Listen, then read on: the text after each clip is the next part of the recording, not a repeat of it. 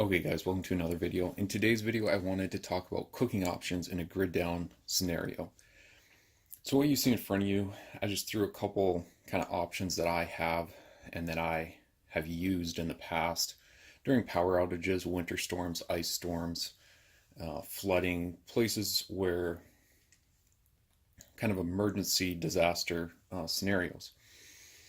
And I wanted to just run through some options. So the first thing right over there, this is called the solo stove, and it's pretty much a wood biomass stove that you have a pot here,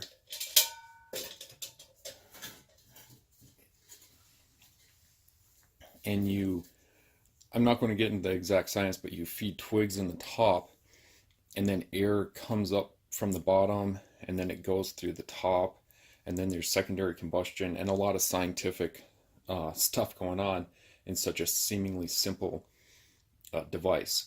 And I haven't used this one. I picked it up more for like camping or just like hiking, just kind of more for fun. But this could be used in a grid down scenario, but it is not something I'd want to rely on in my specific circumstance. The reason why is it's wood based. And many people will say, wood's plentiful, wood's very easy to get, and it is, depending on your circumstance. You might have brush, trees, brush piles around your property. You might have access to all the wood that you need, and that could be sustainable. For many people, let's say you live in a high-rise apartment or just the city and you don't really have that many trees on your property. Now you could find like 2x4s and construction lumber, as long as it's not treated, and cut it into small chunks and split it down. But it's a lot of labor and you have to constantly feed it. And you can't use it indoors, which is something that you should keep in mind, is you want something that's safe to use indoors. So next to that is a pressure cooker. It's called an instant pot or an Instapot, and the lid's not on it, and many people probably know what this is, but it's a good option if you have a backup power supply. If you have a generator, that generator is going to be kicking out a ton of electricity, whether you're capturing it or not, whether you're using it or not.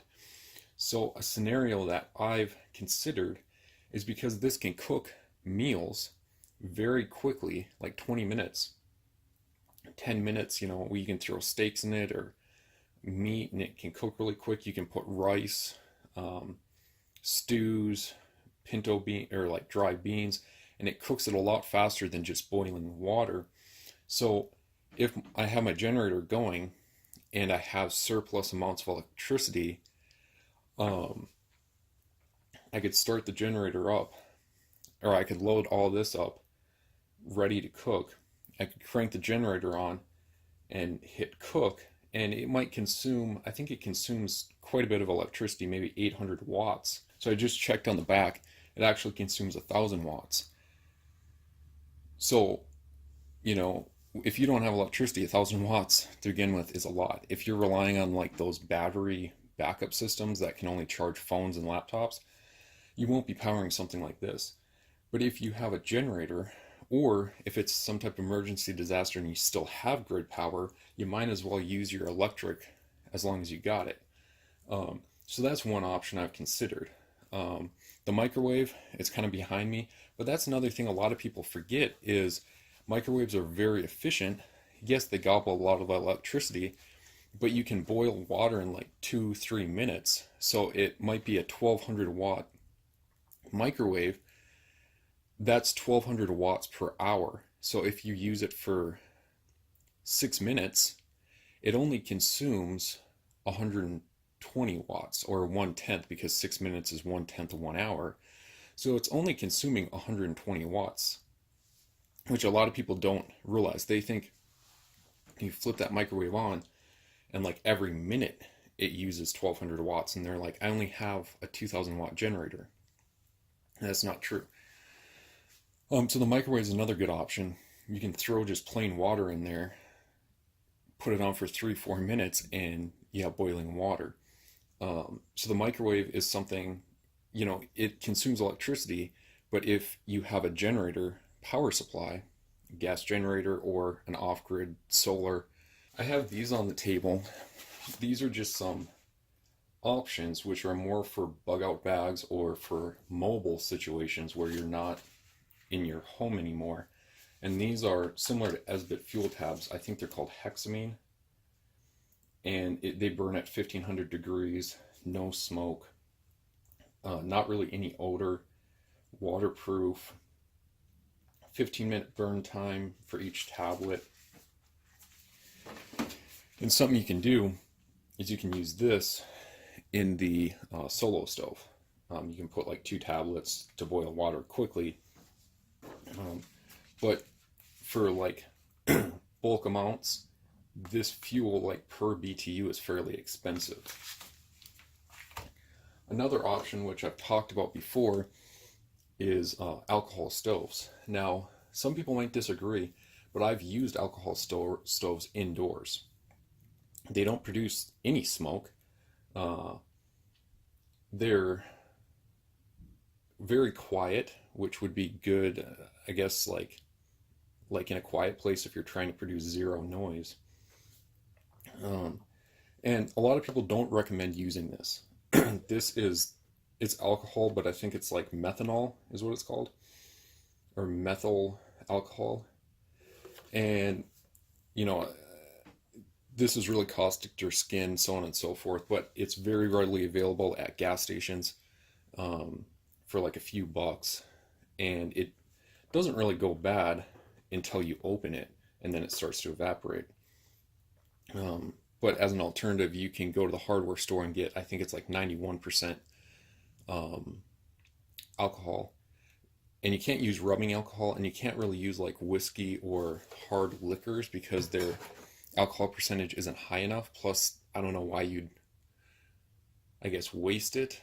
It'd be an expensive fuel to burn, if you're, burning like Everclear, Jim Beam, Jack Daniels, that type of thing.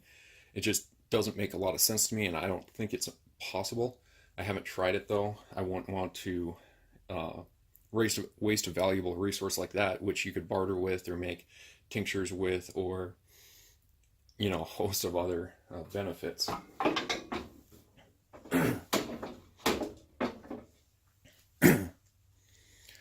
The next thing I wanted to talk about is the standard Coleman 2-burner stove. And this, in the past, I've used this in ice storms and power outages. And what you're seeing right now is the way I use it. Many people will say, you should never use these indoors. Well, I'm here to tell you, and this is maybe where I should insert a legal disclaimer, do all this at your own risk, but this is the same technology as the stove top that it's sitting on. It's pretty much like, if this is not indoor safe, then the stove it's sitting on is not indoor safe. So again, all this is just what I've done, and I'm not, I guess, recommending it. With that being said, during, I think it was 2013, there was a power outage, and we're at my mom's house, and she had one of these, and I have a black rubber tube that connects to a 20-pound cylinder, and we had a ready supply of boiling water. We could cook freeze-dried meals, we could boil rice, we could do a lot of things, make cowboy coffee, and we pretty much used it for all of our cooking because she had an electric range and we didn't have electricity. So this is an option. And again, I don't think it's recommended. Probably up here it says, never use this appliance in an enclosed space such as camper, tent, car, or home. So again, on the thing it says don't use this indoors. But if you were to use it indoors, I'm sure it would work very well. It would work very similar to your standard gas range. And what I like these for is a mobile solution, not in a backpack, but throwing this into a vehicle if you need to go vehicle borne. If you need to evacuate, you throw one of these. The thing to keep in mind is those disposable 1 pound canisters are kind of expensive and they're not really reusable. And then you have to get rid of them. So it's not a really good long-term option, but if you can tap into your own propane supply, or you could use this on your deck, and if you have a propane grill, you could use this, you could just set this inside your grill, gas grill, and I've done that in the past also. But a really good option. And this, again, not recommended, but it could double as a heat source. Okay, and that brings us to our last option, and I apologize, the range top is a little dirty. I don't really see the point of cleaning it all that much because it's not really designed to be a super sterile environment, and the whole reason you're cooking is pretty much to disinfect food. But I apologize for the grease and stuff, we use this a lot. I'm here to tell you that since living where I'm at now, I think we've had about 6 power outages. It's maybe 6 or 7. Once or twice a year, normally this time of year, or in early spring when there's like ice and really heavy snow, it'll weigh down trees, branches will break, trees will fall down and hit power lines, and the power will go out. And in those circumstances, this is our primary heat source and cooking source. So many people will say, well, it requires electricity though. And that's true. This is plugged in, and you can see the clock right down there. Many people will say, well, if the power's out, it plugs in, so people automatically assume it doesn't work. And all gas stoves, natural gas stoves, are a little different. The one I have, it plugs into the wall so it can control the clock and the timer and the light, the oven light down below. But to actually ignite the stove, it actually takes a 9-volt battery. And this isn't a special off-grid appliance. This is just what was here when we got here. And the benefit of that is this ignites when the power's out. And at least, it has for me. Now, the reason this, I think, is one of the best options, so the reason I think this is one of the best options is, number one, a lot of people already have gas stoves, so it's not something you have to go out and buy. Second, it's already hooked up and it's designed to be used indoors because you use it every day. So it's no different when the power goes out. You just use it like you would any other day. The other thing is, you can see this is a 5-burner, so it just has 4 burners and a center burner in the middle. So like a lot of times if we're cooking a big meal or there's a lot of people over, we'll have water boiling on one, we'll be frying something on another. We'll probably be using 3 of these burners all at once. And the other thing is, especially in a winter or a cold weather grid down situation, is all that heat, because you can use it inside instead of having to go outside and use like a gas grill or a wood burning option, all that heat is being retained inside the house. So it doubles, it's a multi-function piece in that it can cook and boil, but it can also produce heat. Now, a lot of people say this is dangerous, and of course I would never do this. But in a really cold weather, let's say the power went out for only 2-3 days, and at least where I'm at, it's very common with a wind chill, it can be -30, -40 degrees outside. Very soon, if you have a forced air furnace and that fan cannot operate, that fan cannot burn or spin, you won't have heat. Now again, a lot of people say this is dangerous, and of course I would never do this. But if you were to leave these burning 24/7, well, not 24/7, but if you were to just leave these burning even if you weren't cooking stuff, it's producing the same amount of heat as your furnace.